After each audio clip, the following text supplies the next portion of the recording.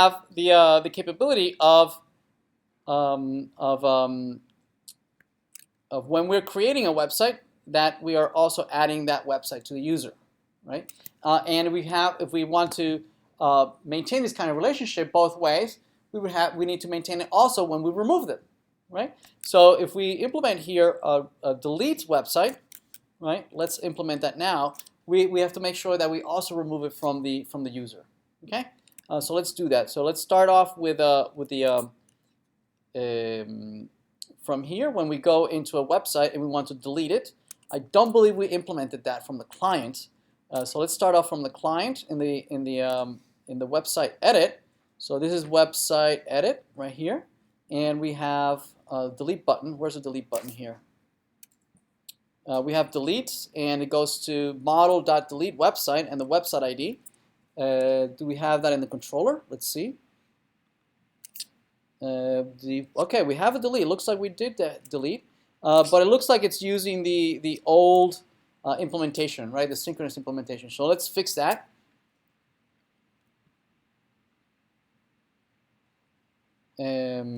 Okay, so it'll be something like delete website, and this will be it'll go out to the server, right?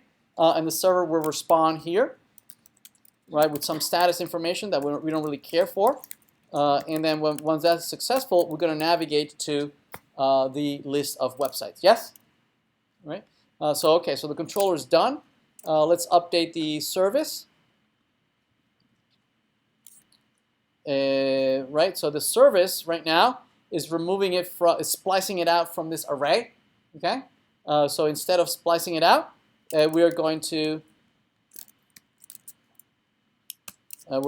do a delete, so a $http.delete, and we're going to go out to this URL. Right, that's the website, and then concatenate it with the website ID. Website ID. Yes? Right, that's the one we're removing, and we're going to unwrap this function response and return response.data. Okay? All right, so we're done with the client-side service. On the server-side service, which is the website service server, there it is. We're gonna be listening for an incoming delete. Right, this is gonna be a delete, and it's gonna have here the website ID, and this is going to remove a website from user. Okay, or delete, and let's implement that. So this will be function delete website from user is going to receive request and response. We'll need both. We'll need the website ID, right? That's going to be in the params that website ID. Right, that's we're passing from the client, right? The website ID and the user ID. There it is. Oh wait, delete website. Ooh, we don't have the user ID, do we? We need to pass that in too. From the controller, I imagine. So from the controller in the delete, we're gonna need, let's see, delete website, and so we need to pass not only the website ID, we're gonna have to pass in the user ID. So we have that right there. Okay, good. Good thing we caught that. So that's in the controller, the user ID and the website ID. In the service, we got it, user ID, website ID. We pass it as parameters, path parameters, and on the server, we are retrieving it as parameters. There it is, right? And there they are. We received it. Now we can pass in and say that we want to use a website model right, delete website from user, right, and pass in the user ID and the website ID. And this is going to go out to the database, and eventually it's going to call us back with a status that we don't really care for. We're just going to send it back to the client. Okay. All right. So let's implement this. So on the model, on the website model, which is right here, right? We're going to implement that right here. So website model dot delete, right? What we're going to do, if we were implementing this from the website's point of view, and the user doesn't know anything about it, it's trivial, right? We just delete the website whose underscore user is equal to the user ID. It's done. It's gone, right? But because we're maintaining it from both sides, yes, not only do we need to remove it from one collection, we need to tell the user, hey, you no longer have this website, okay, in your array of websites, right? So we need to update both, okay. Again, there is no cascade delete here. So what we want to do is first remove the website model. Well, here we have both, right? We have the user ID and we have the website ID, right? The website model, we're going to delete the website, right? So, no, or remove, sorry, it's remove. And we're going to remove it by how? We know that the user ID needs to match the user ID right here. Right, so that blows away the website from the collection, right? From the website collection. And but that's only half of the story, right? We need to tell the user, hey, this website doesn't exist anymore. Splice it out from your array. Okay. So to do that, we're going to use the user model, which we have, and we're going to say delete website, right? And meaning you no longer have this website, right? So the website ID that we pass in as an argument, okay? And this is what we're waiting for, right? We're going to wait for everything to settle down. Not only remove the website from the collection, we also want to make sure that we wait until the array of the user is updated, right? So this doesn't exist on the user model, so let's go and implement it. So in the user model, right, we're going to add this user model dot delete website, which we're going to implement right here. Right, we get the actually we need both again, right? We need the user ID and the website ID. So here's the user ID and the website ID.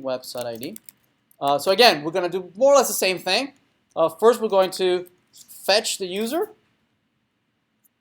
Right, the same thing when we added the website. We're going to do something similar. We're going to first fetch the user. Now we have the user object. Right, before we pushed. Right, now we have to splice. We have to remove the element from there. So first we have to find where is this ID in that array, right? So we could do something like we could do var index be user dot websites dot what is it index of, right, website ID. Right, now that we have the index, we can splice them out. Splice at the index, and then 1. Yes? So now it's gone from the array, and we're going to save it back to the database. Okay? So let's see if this blows up. Okay, let's restart. And now let's create a couple of websites for Poe. I think Poe is logged in. Let's go to websites, and we created these 2 websites. So let's say that we want to remove this, and it removed all of them. Oops. I did?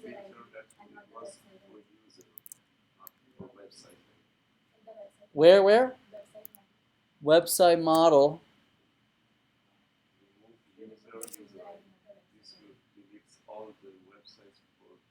Ah! Thank you. Yes, right. You're right. Website. I don't want to remove all of them. I want to remove underscore ID, website ID. Just remove that one, not all of them. Yes, very good. Thank you. Let's try that again. So what do we have for graduate website? Okay, those two are gone, obviously. And how about the user? Okay, notice that we did remove that one website from the user, but we didn't remove all of them. So maybe we should update it. Maybe we could do some db dot graduate user dot update. I want to update the one whose username is Po. I want to set the websites to empty. Let's see if that works. Okay, fine. Okay, they're empty. Po's websites are empty. Very good. All right, let's restart the server. Let's try that again. So here I am in Po. I am going to create W123 again and create W234 and W345. Okay, let's remove 234. Let's verify that. Yes, we have 3 there. It's 92, 93, 94. And websites, we just created these 3, 92, 93, 94, and they all have as parent, we have 4FE, 4FE, and 4FE, which I think is Po. Okay, let's try it again. So let's remove that 1, 2, 3, 4. Let's delete. Okay, it's gone from here.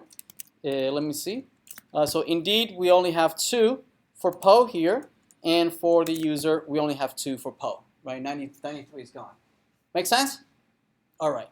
And this is the closest we can get to implementing referential integrity, right? That you don't have orphans, things that are referencing things that don't exist, right? All right. Let's move on to a different topic.